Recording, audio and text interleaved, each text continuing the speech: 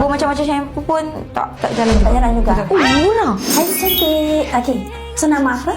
Nama Julia. Julia. Okay, so hari ni Julia datang untuk masalah rambut apa?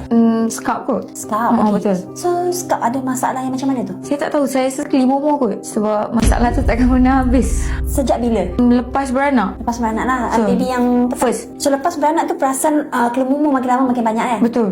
Cuba macam-macam shampoo pun tak jalan juga. Tak jalan juga. Betul. Ada pakai tonik? Tak juga. Tak ada pakai tonik lah. Shampoo je. So memang shampoo je. Betul. Okay. Minta makannya. You pakai jenis shampoo yang macam mana?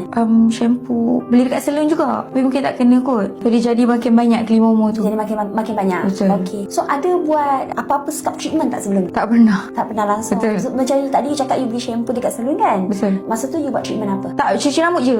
Cuci rambut biasa Betul. lah. First kali kita akan scan dulu kulit kepala. Bila kita scan, kita boleh tengok dengan lebih clear, jarak dekat kulit kepala you ni dia kelumu disebabkan apa. Dan kita akan scan dulu. So kita dah siap scan tadi. First kali I tengok overall, kita tengok dulu color kulit kepala you actually healthy. Sebab kalau dia kuning atau dia merah, merah tu maksudnya ada keradangan lah. Okay, kuning tu maksudnya kulit kepala tu maybe dia kotor. Yang I nampak a bit serious sikit tu adalah bahagian sini lah, follicle. Follicle ni tempat tumbuhnya anak rambut. So dia ada block. So I tengok you tak ada isu yang serius lah. I tengok you punya so far okay, cuma dia berminyak sikit. So treatment yang kita akan suggest untuk you hari ni adalah treatment, kita akan gabungkan dua treatment. Satu kita panggil basic treatment, Hydro Calm Ritual. Selalunya untuk orang yang kelumu kita akan suggest yang tu. Kelumu semua dia keluar. Okay. And then yang second treatment yang kita akan suggest ni Scalp RF.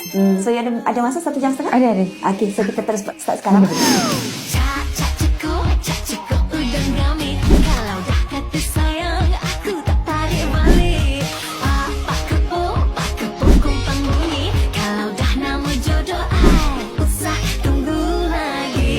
So Julia, lepas dah settle treatment semua, you rasa macam mana? Rasa dengan gila. And kulit kepala rasa fresh. Rasa fresh. Tak rasa macam minyak ke, tak rasa macam, tak tahulah feel tu macam mana. Part mana yang you paling suka sekali? Yang tadi masa baring tu, lepas tu dia macam ada water jet dekat kepala. Kita dah scan. Okay, so nak tunjuk dekat you result untuk scan lah. Ini adalah before tadi, you punya current situation untuk scalp lah sebelum kita buat treatment. So lepas kita dah scan tadi, ni nak tunjuk dengan you yang sekarang ni macam mana. You punya scalp tadi. Oh, macam ni kalau tak berminyak Yes, betul. Oh, So okey. ni keadaan dia yang dah orang kata dah clean lah, dah bersih. Kalau you tengok pun memang tak ada tersumbat. Betul-betul bersih nampak. So memandangkan you paling suka yang water jet tadi. Okay, I nak you teka. Kalau treatment yang macam water jet tu, you agak-agak berapa ratus? Kalau buat dekat luar, Maybe 3.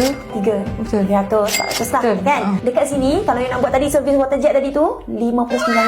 Oh, murah. Yes.